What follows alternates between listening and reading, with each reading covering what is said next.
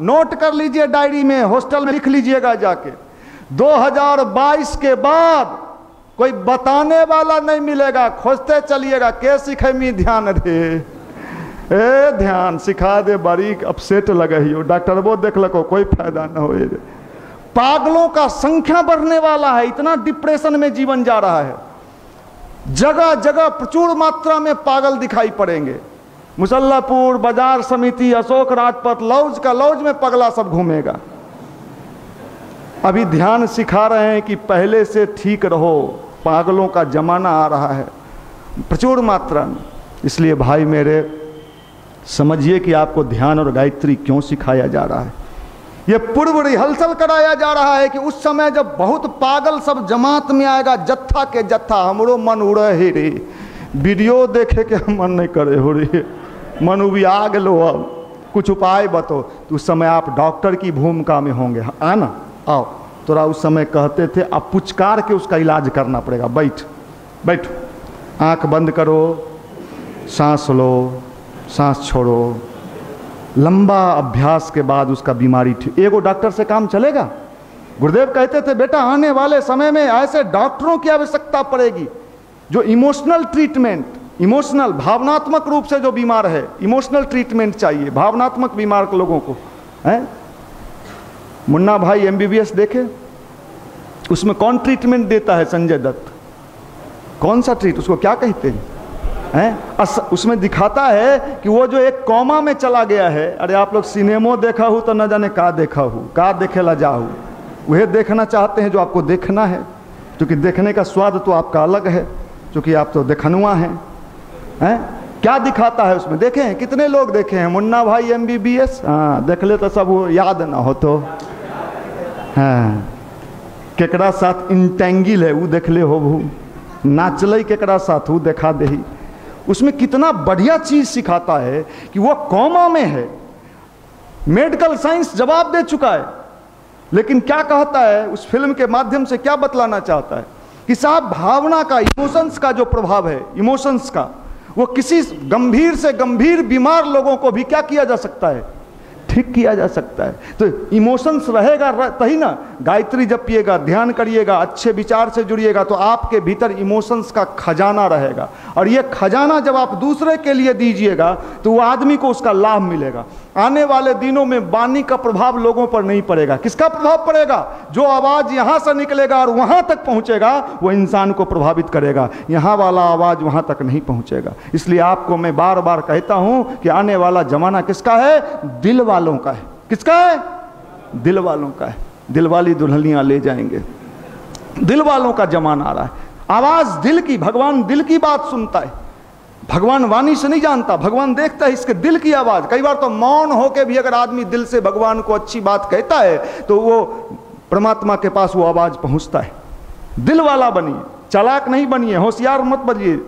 ज्यादा चालाकी दिखाइएगा गड्ढा में जाइएगा। गुरुदेव से जो जो लोग जुड़ा, जो ज्यादा चालाक बना, हमने देखा है लंबे समय शिवा मंडल में देखे, जो जरूरत से ज्यादा चालाकी बना, चालाक बनने का कोशिश किया, होशियार बनने का, 3-5 दाव पेंच, राजनीति सीखने का यहाँ मौका मिला उसको, जो ये सब अभियान में जुटा, वो कौड़ी का भाव में भी आज कोई खरीदार नहीं है उसका। खरीदबो चाचा नहीं है, उसको कोई खरीदने वाला नहीं है। वो चाहता तो उसका एक लेवल बन जाता, एक औकात बन जाता, लेकिन उसने नहीं समझ पाया। वो तो सोचा बस इसी तरह की बात है। अरे ये भगवान का अभियान है। हम लोग जितने लोग इसमें बैठे हुए हैं ये मात्र माध्यम है, मात्र माध्यम है, अभियान उसका है। गुरुदेव कहते थे बेटा खाना बना दिया गया है, तेरा ड्यूटी क्या है? परोसना। तू तो मात्र परोस दो भाई। खाना हमने नहीं बनाया है, आपने नहीं बनाया है। खाना किसने बना के रख दिया है? महाकाल ने रख दिया है, भगवान ने रख दिया है। वो परोसना है, लोगों को अच्छे विचार क्या करना है? हमें परोसना है। परोसना भी एक कला है, परोसना भी एक कला है। आपको चावल, दाल, सब्जी, पापड़, रायता दिया जाए, जैसे तैसे दे दिया जाए, और कम ही खाना है, थोड़ा बढ़िया से सहेज के प्यार से दिया जाए तो खाना देखते मन प्रसन्न हो जाता है। परोसना भी एक कला है। हम लोग क्या काम कर रहे हैं? हम लोग अभी आपको क्या कर रहे हैं? भगवान का खाना, भगवान का बनाया हुआ, हम क्या काम कर रहे हैं? माइक के माध्यम से आपको क्या कर रहे हैं? परोस रहे हैं, आपको दे रहे हैं। वो मेरा नहीं है, वो उनका है। हम तो परोसने वाले लोग हैं। हमारे यहाँ जो लोग भी बोला होगा वो परोसने वाला लोग हैं। हम सब परोसने वाले, सब एक ही कैटेगरी के लोग। कोई सीनियर परोसने वाला, कोई जूनियर परोसने वाला, लेकिन है सब परोसने वाला। कोई ज्ञानी नहीं है, कोई साधु नहीं है, कोई संत नहीं है। मिलके अच्छा बनने का संकल्प लेने का ये समय आया है। इसलिए भाई मेरे, युवा मंडल में आते हो तो कुछ सीख के जाओ, कुछ प्राप्त करके जाओ। खाली ताली बजा के मत जाओ। क्या मिलेगा ताली में? मैंने कहा ताली से क्या मिलेगा, दाव पेच से क्या मिलेगा, राजनीति करने से क्या मिलेगा। मैंने साफ साफ शब्दों में कह दिया कि अगर आप राजनीति करते हो, राजनीति का बीज आपके मन में बुआएगा। अगर मनीष जी बुरे हैं, रहने दो, मनीष जी का फल मनीष जी जानेंगे। मुझे उनसे कोई लेना, मुझे तो अच्छा बनना है। मैं तो मालिक से जुड़ा हूं, भगवान से जुड़ा हूं। मैं युवा प्रकोष्ठ भगवान का प्रकोष्ठ है, किसी व्यक्ति का नहीं है। अगर व्यक्ति का होता तो कब का बंद हो गया रहता। व्यक्ति का होता कब का बंद हो गया। परमात्मा का अभियान है और ये भगवान के अभियान में हम सब शामिल हैं। आपको पता नहीं है कि आप कितने हाई स्पीड से चल रहे हैं। कभी हवाई जहाज पर चढ़िएगा, हवाई जहाज पर जब ऊपर जाइएगा, एकदम ऊपर ले जाएगा, बादल के ऊपर जब जाइएगा और उसका छोटा सा खिड़की होता है, उससे झांकिएगा, लगेगा हवाई जहाज चल ही नहीं रहा है। हम आपको बता रहे हैं, मैंने कई बार देखा कि साहब ये बार बार हम झांके तो लगे हवाई जहाज ऐसे चुपचाप खड़ा है कि साहब इतना हाई स्पीड 1 घंटा में पटना दिल्ली से पहुंचा देता है। एकदम हमको एकदम लगे एकदम खड़ा है हवाई जहाज, ना आगे जा रहा ना पीछे जा रहा, लेकिन चल रहा है। लेकिन हमको नहीं पता चल रहा है, आपको पता नहीं है। गुरुदेव कहते थे बेटा तुमको पता नहीं है, जिस जहाज में मैंने तुमको बैठाया है वो कितना हाई स्पीड से चल रहा है, तुम्हें पता नहीं है। तुम्हें तुम्हारी मंजिल तक पहुंचा देगा। शर्त एक ही है, अपनी बुद्धि मत लगाना, भगवान के समक्ष अपना बुद्धि अर्पित कर देना, गुरु के शरण में बुद्धि अर्पित कर देना। और गुरु के शरण में जब बुद्धि अर्पित कर दोगे, गुरु वहां पहुंचा देगा जहां तुमने जीवन में कभी कल्पना नहीं किया है, वहां तक पहुंचते चले जाओगे। विवेकानंद का क्या औकात था? विवेकानंद का औकात था।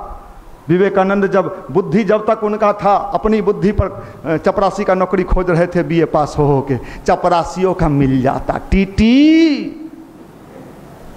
16,000 वाला मास्टरियो मिल जाता, 12,000 वाला, बड़ी काम करते। मास्टरियो बड़ी अच्छा चीज़ है। 12,000 देते ही नहीं रे, 12,000 हैं। बियाह हो जेते, दूगो बच्चा हो जेते, एगो दूगो कोठरी बना लेवे ईंटा गिरा के, ओकरा टिम टिम टिम टिम पंखा टिपका लेवे, उहे में सुतबे, उहे में फिर मर जेबे।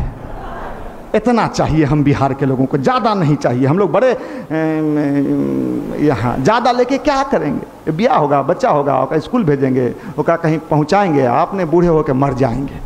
इससे ज़्यादा कुछ चाहिए नहीं ना। क्या करेंगे लेके? हम लोग संतोषी आदमी हैं, बिहार का लोग बहुत संतोषी। हाँ, खाली गंदगी में संतोषी नहीं है, वो तो जितना देवो सब ले अब। हम कचरा के दुकान खोल रही है, ये लगे रूम के रूम में कचरा फैल रहा है। ए देखमी न, हम युवा मंडल, युवा मंडल में समय बर्बाद करता है, ये एकदम 1 नंबर का, इसका कोई काम नहीं। माफ करिएगा, समझदार बनिए। इसलिए गायत्री मंत्र क्या करता है? बुद्धि को प्रखर करता है, तेज करता है, स्पीड बढ़ा देता है। आप जानते हो, जब कोई सब्जी काटने वाला या कोई चीज, अगर गांव में हंसुआ कहते हैं, खुरपी कहते हैं, कुदाल कहते हैं, उसका धार कमजोर पड़ जाता है तो लोग उसको कहां लेके जाते हैं? लोहार के हाथ सान चढ़ाने के लिए ले जाते हैं। युवा मंडल वही काम करता है। आपका धार जब जब कमजोर पड़े, आप यहाँ आना, सान चढ़ा के चले जाना। युवा मंडल में आने वाला व्यक्ति अगर दिल से यहाँ बैठा रहा, तिक्रमबाजी नहीं किया, तब शर्त एक ही है, यहाँ तिक्रम करने आए हो तो मालिक जाने, वो जाने। वो भटकते रह जाओगे, कितने दरवाजे पर चले जाओगे, किन किन लोगों से मिल लोगे, अभियानंद से मिल लोगे, मुख्यमंत्री से मिल लोगे, विकास वैभव से मिल लोगे, राज्यपाल से मिल लोगे, कोई फायदा नहीं अगर आपके पास व्यक्तित्व नहीं है। अरे व्यक्तित्व ऐसा बनाइए कि वो लोगों को कहीं आवश्यकता पड़े तो आपका नाम कोट करें कि मैं जानता हूं उस बंदे को। ऐसा बनने का कोशिश करिए, ऐसा बनिए। और ऐसा ऐंठ के नहीं बन सकता है, ऐंठ के नहीं कोई बन सकता।